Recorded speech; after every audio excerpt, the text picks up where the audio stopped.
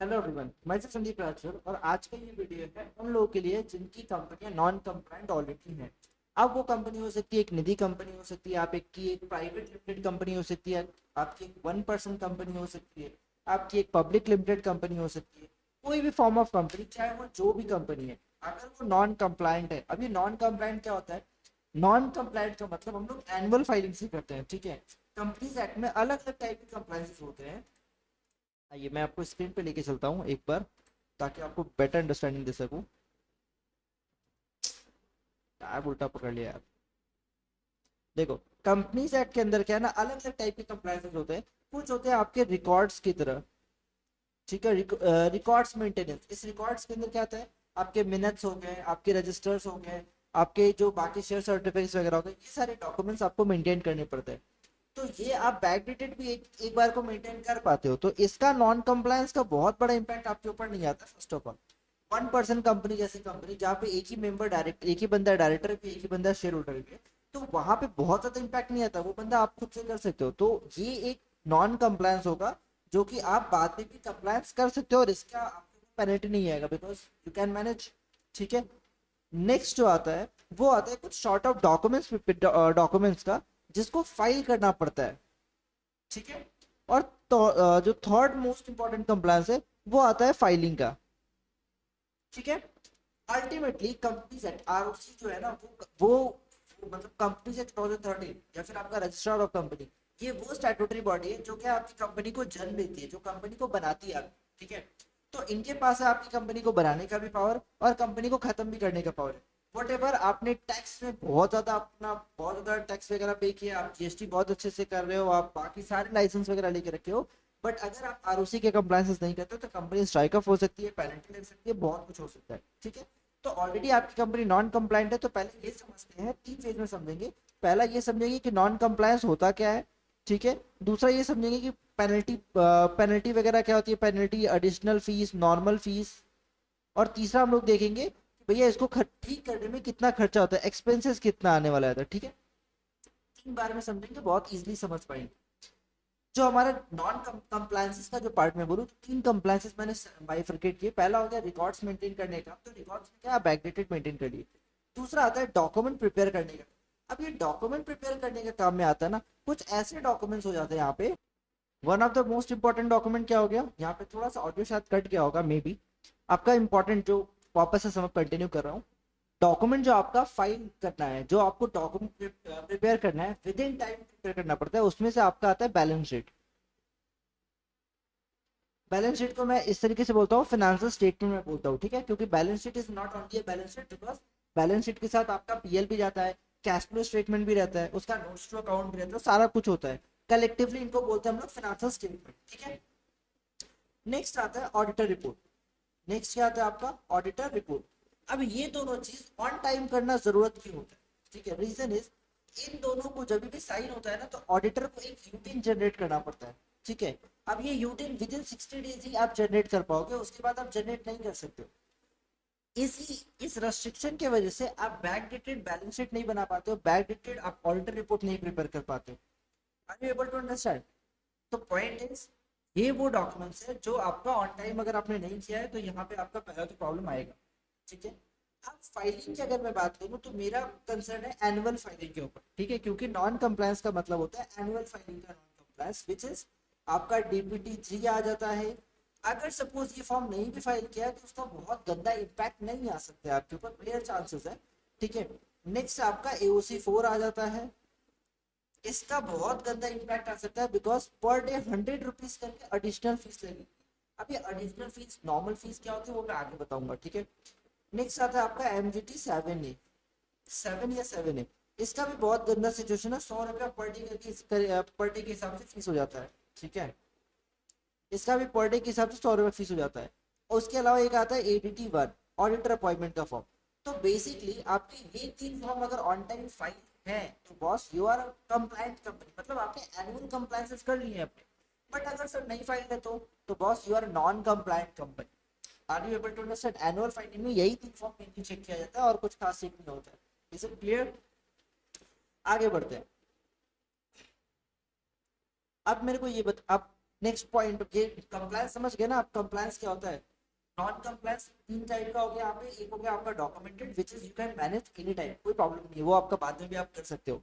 Next आ गया आपका documents prepare करने वाला, जिसमें आपका बैलेंस शीट होगा जो ऑडिटेड होना चाहिए, चाहे वो आपकी कंपनी जीरो टर्नओवर कर रही है, कंपनी अभी एकदम नील पे बैठी हुई है, तब भी आपको अपना फाइनेंशियल्स तो प्रिपेयर करवाना ही पड़ेगा, ऑडिट करना कंपल्सरी पड़ता है, there is no any alternate option. Next, filing.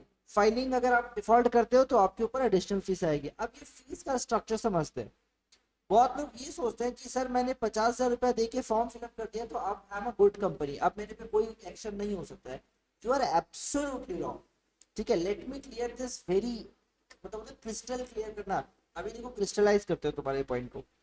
Fees ना में यहाँ पे दो टाइप का होता है, एक आता है नॉर्मल फीस, ठीक है, एमसी में आपका एक आता है नॉर्मल फीस, एक आता है एडिशनल फीस। क्या बोला मैंने, एक आ गया नॉर्मल फीस, एक होता है एडिशनल फीस। नॉर्मल फीस जो होता है वो अप्रोक्सीमेटली 200 400 यही कुछ फीस होता है, ठीक है, बड़ी कंपनी है तो 500 या 600 लग सकती है, छोटी है तो अप्रोक्सीमेटली 400 लगती है, लाख रुपया कैपिटल है तो 400 रुपया लगेगा, ठीक है। एडिशनल फीस का क्या सियापा है कि भैया ये आपका अगर कुछ कुछ फॉर्म के लिए ये मल्टीप्लाई होता है 2 टाइम्स 4 टाइम्स, ठीक है, स्पेसिफिक टाइम पीरियड में। जैसे एडीटी वन अगर मैं बोलूँ फॉर्म को, तो ये आफ्टर 15 डेज डबल हो जाता है, ठीक है, मतलब डबल लगेगा, 3 टाइम्स लगेगा, 4 टाइम लगेगा, 5 टाइम लगेगा। मैक्सिमम अगर एक फॉर्म का दाम 400 रुपया फाइलिंग का कॉस्ट है, तो इसका मैक्सिमम 12 टाइम लग सकता है, मतलब 4,800 plus normal filing fees, in total 5,200। This is the maximum consequences, ये मैक्सिमम फीस आपके ऊपर इम्पोज की जा सकती, फीस सॉरी एडिशनल फीस लगेगी आपके ऊपर। अब यहाँ पे बात को ध्यान से समझो, एडिशनल फीस आपने 5,200 रुपया के भर दिया, चाहे 400 रुपया लगा के भरा, कोई फर्क नहीं पड़ता है, ये सिर्फ फाइलिंग फीस है। अगर यहाँ पे भी नॉन कंप्लायंस डिटेक्ट होता है तो आपके ऊपर पैनल एक्शन होंगे, पहला चीज। दूसरा, सपोज करो आप एओसी 4 जैसा कोई फॉर्म है, एओसी 4 या एडमिनिस्ट्रेटिव, जिसमें पर डे 100 रुपया का एडिशनल फीस आता है, 100 रुपया हर रोज, लग रहा है ना 100 रुपया क्या ही जाता है। एक महीने बाद सोचो 100 रुपया क्या हो जाएगा, 3,000 हो जाएगा, 2 महीने बाद 6,000, 3 महीने बाद 9,000, समझ रहे हो आप कितना बढ़ते चला जा रहा है, वो 100 रुपया करके कितना होते चला जा रहा है, ठीक है। जितने दिन आप डिले करोगे उतना फॉर्म बढ़ता चला जाएगा, 3 महीना हो गया तो 9,000 रुपया भर रहे हो ऑन एन एवरेज बेसिस, उससे ऊपर ही भरोगे, ठीक है।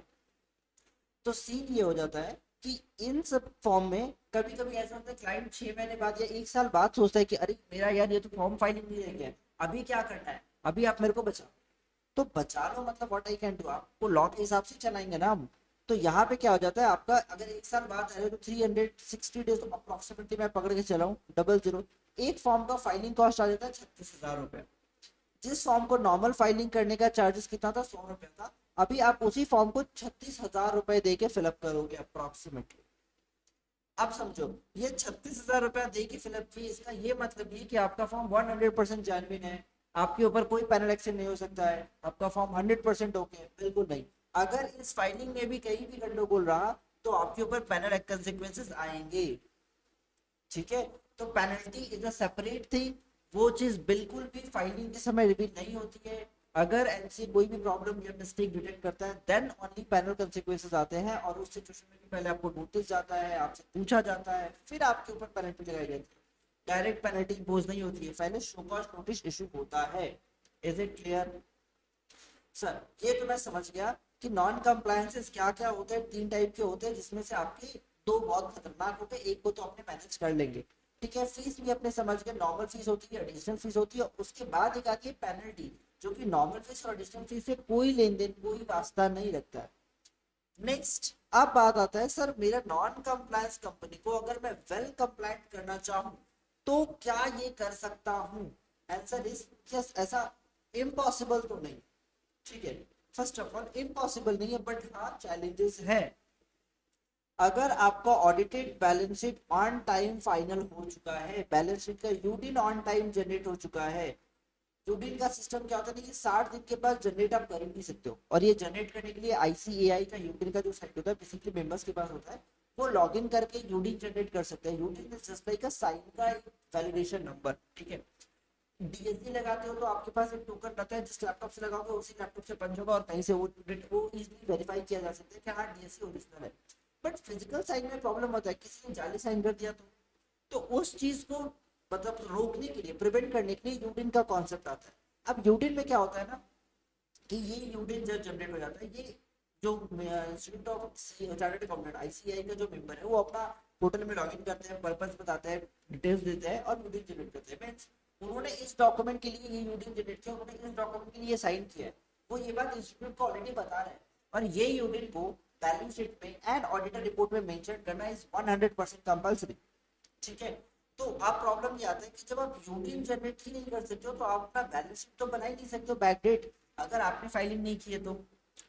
देखो ये प्रोसीजर प्रॉब्लम है। अब इसका सॉल्यूशन क्या होता है सर, मान लो मैंने 2019 और 20 या फिर हो सकता है 2021 या 22 इस फिनेंशियर की मैंने बैलेंस शीट ही नहीं बनाई है, what will I do? The only thing you can do is, जो अगर लीगल एक्शन में बताऊं, लीगल कंसिक्वेंसेस मतलब जो कानूनी तरीका है वो बोलता है कि आप एक काम करो भैया, आप जाओ national company law tribunal NCLT के पास, वहां जाके बोलो कि सर हमारा ईजीएम नहीं हो पा रहा है, आप कंडक्ट करवाओ, हम ईजीएम कंडक्ट नहीं कर पा रहे हैं। ठीक है। एनसीएलटी बोलेगा अच्छा क्या दिक्कत हो रहा है भाई, तो आप वहां पे बताओ कि भाई हमारा बुक्स फाइनल नहीं हो पाया था, हमारा ऐसा सा डेडलॉक हो गया, हमारा ऑडिटर जो था वो उसने बताया नहीं, मेरा कंसल्टेंट ने नहीं बताया। आपका जो भी कंसर्न है you can easily convey to NCLT. NCLT आपको बोलेगा ठीक है हम आपको एजीएम कंडक्ट करने का परमिशन दे रहे हैं, एक स्पेसिफिक टाइमलाइन दे देगा कि इस तारीख को आप एजीएम कंडक्ट कर लो, आप जो डेट पे एजीएम कंडक्ट करोगे उसके बाद आपका फाइलिंग हो जाएगा। अब इसका बेनिफिट क्या होता है पता है आपका, अगर मान लो 2021 2021-22 इस साल का अगर फॉर्म था, 2021-22 की मैं बात कर रहा हूँ, सोच लो अगर 2021-22 का फॉर्म को मैं पर डे करके 100 रुपीज करके हिसाब से चलूँ, ठीक है, तो 22 23 24 अल्टीमेटली कितने 3 साल में अगर पकड़ के चलता हूँ तो 365 डेज इंटू 4 साल कुछ 146000, 1,46,000 रुपया कुछ एक फॉर्म का कॉस्ट आएगा, राइट। ऐसे दो फॉर्म भरने पड़ते हैं, 7 और AOC 4। तो इस हिसाब से तो आपका 2,90,000 इतना कुछ पड़ जाएगा, मतलब अराउंड 3 लाख। ये आपका बहुत ज्यादा डिजास्टर क्रिएट नहीं कर देगा, डू यू थिंक सो? ये बहुत इजी होगा, बहुत आसान हो जाएगा। आई थिंक ये आपके लिए डिजास्टर होगा, राइट। तो एक्ट में इसका क्या प्रोविजन आता है? एक्ट में जब कोई कोई कंप्लाइंट आता है, बोलता है हमारा इतना पुराना नॉन कंप्लायंस है ना, तो व्हाट वी सजेस्ट कि भाई एक काम करो, आप एनसीएलटी अप्रोच करो एंड यू कैन रिक्वेस्ट कि सर हमारा ईजीएम नहीं हो पाया बिकॉज हमारे बुक्स फाइनलाइज नहीं हो पा रहे थे। वट एवर द ग्राउंड्स, आपको ग्राउंड्स ऑब्वियसली प्रिपेयर करने पड़े, आप जनरल ग्राउंड दे नहीं पाओगे, ठीक है, क्योंकि आप खुद ही नॉन कंप्लायंस करके बैठो। So you have to give a good, जो भी आपका ग्राउंड्स होगा वो आपको प्रॉपर्ली देने होंगे, और ग्राउंड देने के बाद एनसीएलटी आपको एक टाइमलाइन दे देगा कि ठीक है 1 महीने के अंदर आप अपना ईजीएम होल्ड कर लो या फिर इतने तारीख तक आप अपना ईजीएम होल्ड कर लो, ठीक है। आप अपना ईजीएम दिखाओगे, आप ऑब्वियसली अगर छोटी कंपनी तो बुक्स में ईजीएम दिखाओगे कि आप हमारे ईजीएम हो चुका है, ये डेट पे आप थोड़ा प्रॉपर डॉक्यूमेंटेशन अगर आपको करना पड़ेगा, ऐसा झोल झोल वाला चीज नहीं चलेगा फिर, ठीक है। उसके बाद क्या होगा, जैसे ही आपका ईजीएम कंडक्ट हो जाता है उसके बाद आपको फॉर्म फाइल करना पड़ेगा। अब यहाँ पे जो आप फॉर्म फाइल करेंगे, आपका ऑडिटेड बैलेंस शीट आराम से ऑडिटर अपॉइंटेड, अब तो आप ऑडिटर नॉर्मली अपॉइंट कर सकते हो ना, और एनसीएलटी के ऑर्डर पे हो रहा है तो आपको एडिशनल फीस भी नहीं लगेगा, ईजीएम आपका करेंट टाइम पे आ जाएगा, बैलेंस शीट आपका करेंट टाइम पे आ जाएगा सब। तो आपका यहाँ जो कुछ 2,90,000 पड़ रहा था उसका कॉस्ट कुछ 1,50,000 से 60,000 मैक्स टू मैक्स 1 लाख तक के अंदर में काम हो जाएगा। एनसीएलटी का डायरेक्शन लेना, आपको फिर उसके बाद फॉर्म फाइल करना, ऑडिटर अपॉइंट करना, ऑडिट करवाना, बैलेंस शीट फाइल करना, तो ये सारा चीज का खर्चा कुछ 1 लाख, अगर आपका बिजनेस ऑब्वियसली अगर बड़ा है तो शायद ये 1.5 लाख 2 लाख तक भी जा सकता है, ठीक है। बट पुराने वाले, अब तुम बोलोगे सर पुराने वाले सिस्टम में क्या प्रॉब्लम था? पुराने वाले सिस्टम में यही प्रॉब्लम था कि आप यूडीन जनरेट नहीं कर सकते आपका ऑडिटर। तो इस प्रॉब्लम को, इस डेडलॉक को तोड़ने के लिए द ओनली ऑप्शन इज आपको एनसीएलटी का रूल। अगर आप मान लो जबरदस्ती का कोई पुराना यूडिन वुडिन चिपका के आप अपलोड कर देते हो, फॉर्म अप्रूव हो जाएगा, फॉर्म एसटीपी मोड में रहता है, चेक कोई यूडिन नहीं करने वाला है, ठीक है। But in future if UDIN get check, अगर यूडिन को चेक कर दिया गया तो आपको आराम से एक नोटिस भेजा जाएगा कि आपने अपना ईजीएम ऑन टाइम नहीं किया है, अपना ईजीएम कुछ 2 या 3 साल बाद किया है। और ईजीएम ऑन टाइम होल्ड ना करने की पेनल्टी 5,000 रुपीज पर डे, समझा? तो 3 साल मतलब आपका हो जाता है 365 days into 3 into 5,000 per day, कुछ 54 लाख समथिंग आ जाता है, विच इज ऑब्वियसली रेस्ट्रिक्टेड। एक अपर लिमिट भी दी गई है 5 लाख तक की, 5 या 10 लाख तक की, ऐसे कुछ एक अपर लिमिट भी दी गई है। तो इतना आपके ऊपर डिजास्टर क्रिएट हो सकता है। इस सिचुएशन में अगर आपका बहुत पुराना नॉन कंप्लायंस चला रहा है you can approach to NCLT कि हमारा एजीएम होल्ड करवा दीजिए and then you can go for the filing, जहाँ पे आपका कॉस्ट बहुत ज्यादा बच रहा है। दूसरा ऑप्शन, अगर आपका बैंक डेट पिछले साल का नॉन कंप्लायंस हुआ है, आपको आपने बैलेंस शीट मतलब आपका बैलेंस शीट रेडी था बट आपने फाइलिंग नहीं की, तो इस सिचुएशन में बॉस अब आपके पास ऑप्शन नहीं है, you have to file all the forms, because आप ये नहीं बोल सकते कि हमने फाइलिंग ही नहीं की। हाँ, आप झूठ बोल के जा सकते हो, वो अलग चीज़ है, मैं उसको सपोर्ट नहीं करूंगा पब्लिक डोमेन के ऊपर, ऑब्वियसली मैं उससे भी नहीं कर रहा, ठीक है ना, जो भी है। तो नेक्स्ट इज आपकी आपके पास जो बेस्ट ऑप्शन था वो मैंने आपको बता दिया, एनसीएलटी का रूट। उसके अलावा अगर आपका बैलेंस शीट ऑलरेडी रेडी है तो आपको फाइलिंग करना पड़ेगा, आपका जो भी एडिशनल फीस आ रहा है यू हैव टू पे। उसके लिए आप कंपनसेशन मांगने एनसीएलटी नहीं जा सकते हो कि सर 1 लाख रुपया फॉर्म का फाइलिंग फीस चल रहा है, एनसीएलटी बोलेगा तो कौन बोला लेट से फाइल करने भाई, टाइम पे फाइल करना चाहिए था ना, डेट से फाइल करने कौन बोला, जल्दी फाइल करो और टाइप करो, नॉन कंप्लायंस करके क्यों बैठे हो, ठीक है। सो आपको पता चला कितना आपका खर्चा आने वाला है। अगर मान लो 2 साल का नॉन कंप्लायंस आपका चल रहा है, तो लम सम में आप पकड़ के चलो पर ईयर आपका 1 लाख का खर्चा जा रहा है एट एनी कॉस्ट, ठीक है। अगर 2 साल का है तो 2 लाख का खर्चा, 3 साल का है तो अप्रोक्सीमेटली मिनिमम तो मिनिमम 3 साढ़े 3 लाख का खर्चा आपका आराम से बनता है, जो कि on an average government fees के रूप में ही आपका जाने वाला है, जो कि आपके प्रोफेशनल में आपका जो भी प्रोफेशनल होगा शायद उसका खर्चा इंक्लूडेड ना हो। मैं एक एवरेज एक लमसम का कॉस्ट बता रहा हूँ, एक एक्यूरेट अमाउंट तभी बता सकता हूँ जब आपकी कंपनी आपका केस को मैं चेक करूंगा, अदरवाइज इट इज इम्पॉसिबल कि मैं आपको यहाँ से बैठ के हर किसी के लिए एग्जैक्ट फिगर बता पाऊँ, ठीक है। तो जो लमसम में आइडिया बता रहा हूँ, ऑन एन एवरेज आपका 1 लाख का बजट जाएगा 1 साल का नॉन कंप्लायंसेस से। अगर 2 साल का है तो कुछ 2 लाख, 3 साल का है तो कुछ तीन से ऊपर ही जाएगा, ठीक है, 3 या 3.5 पौने 4 लाख तक जा सकता है।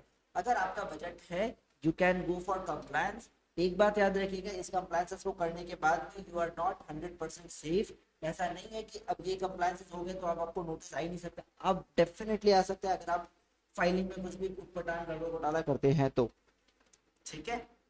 सो जो चीज जैसा था सच को सच के जैसा बताया गया है, कुछ भी ऐसा कुछ और क्या बोलते हैं उसको हिडन इन्फॉर्मेशन इसमें नहीं मिलेगा आपको जिससे आपको कंफ्यूजन, ट्राइड बाय बेस्ट कि आपको हर एक चीज बारीकी से समझ में आ सके, ठीक है। न्यूटन का प्रॉब्लम क्या आता है वो भी मैंने आपको बता दिया, और बाकी फाइलिंग में क्या प्रॉब्लम होता है वो भी मैंने बता दिया, ठीक है। एक ऐसा भी केसेस था, मतलब लास्ट ईयर का केस या उससे पहले लास्ट ईयर था आई गेस, उस केस में क्या हुआ था, एक पर्सन का DIN 3 KYC था, ठीक है, एंड वो ऑन टाइम फाइल नहीं हो पाया था एंड उसकी वजह से उसको 5,000 की पेनल्टी लग रही थी, एडिशनल नॉर्मल फीस आ रही थी।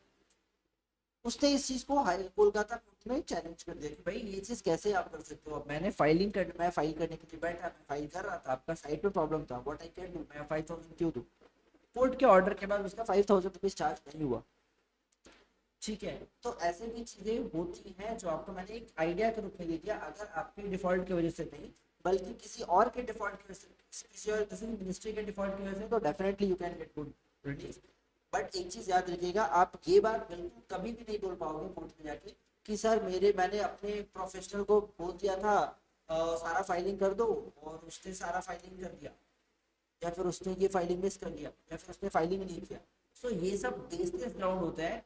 एक सिंपल सा चीज होता है, you are a director of your company, आप अपने कंपनी के मालिक हो, आप अपने कंपनी के रिस्क को असेस करिए, आप अपने कंपनी के बिजनेस के प्रॉफिटेबिलिटी को देखिए, आप अपने बिजनेस के हर एक एस्पेक्ट को देखिए, because you are a director of a company, you have to take that responsibility. आप ये सारी चीजों को देखने के बाद ही अपने बिजनेस को चला सकते हो, और अगर आप ओवरलुक करते हैं किसी और के ऊपर डाल दिए कि हाँ ठीक है वो बंदा कर देगा, how can you trust on him. अगर आप किसी और के ऊपर डाल रहे हो कि आप कर दो, तो उसके साथ डेफिनेटली आप एक एग्रीमेंट करोगे कि अगर ये सारे कंप्लायंसेस होते हैं ऑन टाइम तो बढ़िया बात है, अगर कंप्लायंसेस ऑन टाइम नहीं हो पाते हैं इन दैट सिचुएशन आप हमको क्या बोलते हैं कंपनसेट करेंगे। अब जब भी कंपनसेशन का बात करोगे कि अगर किसी भी प्रोफेशनल के पास आप जाओ और जाकर बोलो कि सर मेरा आरसी फाइलिंग 100% सारा आप कंप्लीट कर दीजिएगा एंड इस चीज के लिए आपको चलो मैं 25,000 रुपए दे रहा हूँ, बट सर मेरे को एक अग्रीमेंट करके दो कि मेरा अगर कोई भी लॉस होता है आपके इस फाइलिंग की वजह से या फिर नॉन कंप्लायंस होता है, फाइलिंग आप नहीं करते हो, डेफिनेटली अगर कुछ मिस्टेक रहता है तो वो प्रोफेशनल रिस्पॉन्सिबल नहीं होगा, बिकॉज वो उसके डे टू डे एक्टिविटी का पार्ट है, मिस्टेक उसका हो सकता है, ठीक है, तो you can't get that difference, वो उसके क्या बोलते हैं उसको एक्सेप्शन क्लॉज में होगा। बट आप ये बोल सकते हो कि भाई अगर आपने फाइलिंग ही नहीं की, आपने अपना ड्यू डिलिजेंस ही परफॉर्म नहीं किया, आपने कुछ किया ही नहीं है, इस सिचुएशन में जो भी फाइलिंग का फीस आएगा या फिर जो भी कोर्ट प्रोसीडिंग आएगा वो आप मेरे को रिम्बर्स करके दो, ठीक है। सो ये कंडीशन आप अपने जो भी आपका प्रोफेशन है उसके साथ साइन कर सकते हो, this is a good thing. But इस सिचुएशन में डेफिनेटली वो बंदा आपसे हाई चार्ज करेगा, मेरे को जहाँ तक लगता है। अगर वो नॉर्मल केसेस में 10 या 15,000 आपसे चार्ज करा तो इस एग्रीमेंट के साथ आपसे शायद वो 25,000 रुपया 30,000 रुपया चार्ज करे, because he is taking responsibility of filing as. ठीक है। तो मैंने आपको एक लमसम एक on an average basic idea दे दिया है क्या खर्चा आने वाला है, कैसे कैसे क्या होता है। ठीक है। अभी अगर आपका कोई भी डाउट बचा है तो हमारा कमेंट सेक्शन जिंदाबाद है। एक वीडियो के डिस्क्रिप्शन में गूगल का फॉर्म दिया हुआ है, आप उसमें कभी भी फिलअप कर सकते हो। उसके थ्रू आप हमसे कनेक्ट कर सकते हो, फ्री ऑफ कॉस्ट कंसल्टेंसी हमारी ले सकते हो। That consultancy is restricted to 2 calls और मैक्स टू मैक्स 3 कॉल्स, वो मैं आपको दे सकता हूँ थर्ड कॉल। 1 या 2 कॉल आपको मैक्सिमम हमारी तरफ से मिल पाएगा फॉर फ्री कंसल्टेंसी अगर आपका बिजनेस है तो। अदरवाइज अगर आप बॉस, ये रेस्ट्रिक्शन मेरे को इसलिए लगाना पड़ा क्योंकि कुछ लोग क्या करते हैं ना, हर 5 मिनट में कॉल करते हैं। एक नंबर एक तो काम किया, वो क्या लो भैया ये वाला चीज में प्रॉब्लम आ रहा है बता दो ना, मैंने बताया चलो ठीक है। फिर फोन करेंगे ये वाला के बाद क्या करना है, फिर फोन करेंगे ये वाले के बाद क्या करना है। भाई मैं अपना काम छोड़ू, ठीक है। बुरा मत मानिएगा बट इस तरीके का चीज मत करो। आपको अगर बहुत सारा प्रॉब्लम है आप सारा क्वेश्चन को एक बार नोट डाउन करो, उसको आप एक बार मेरा व्हाट्सएप नंबर पे आपको वीडियो के डिस्क्रिप्शन में मिल जाएगा। आप मेरे को व्हाट्सएप कर दो, सारा प्रॉब्लम एक साथ एक सीक्वेंस में डाल दो ना कि ये सारे क्वेश्चन है मेरे। आप जब भी आपको टाइम मिले आप मेरे को बता दीजिएगा। मेरे को जब भी टाइम मिलता है, मतलब इमीडिएट तो बहुत कम ही करता हूँ, अदरवाइज विद इन 24 आवर आपको रिस्पॉन्स मिल जाता है। ठीक है। जो भी है, अगर आपको कोई भी डाउट है तो welcome, definitely I try to resolve it. ठीक है। और चैनल को सब्सक्राइब करके जाना यार, क्योंकि अपने को मोटिवेशन बना रहता है। ठीक है। बहुत ज़्यादा तो बेनिफिट नहीं होता है चैनल से, बट हाँ मोटिवेशन बना रहता है कि भाई लोग सपोर्ट करते हैं चैनल। आप कमेंट करते रहिए, कुछ भी रहे, अच्छा लगे तो भी कमेंट करिए, बुरा लगे तो भी कमेंट करिए। बुरा कमेंट करेंगे तो सुधार आएगा, अच्छा कमेंट करेंगे तो मोटिवेशन आएगा। ठीक है। मिलते हैं अगले वीडियो में। जय हिंद।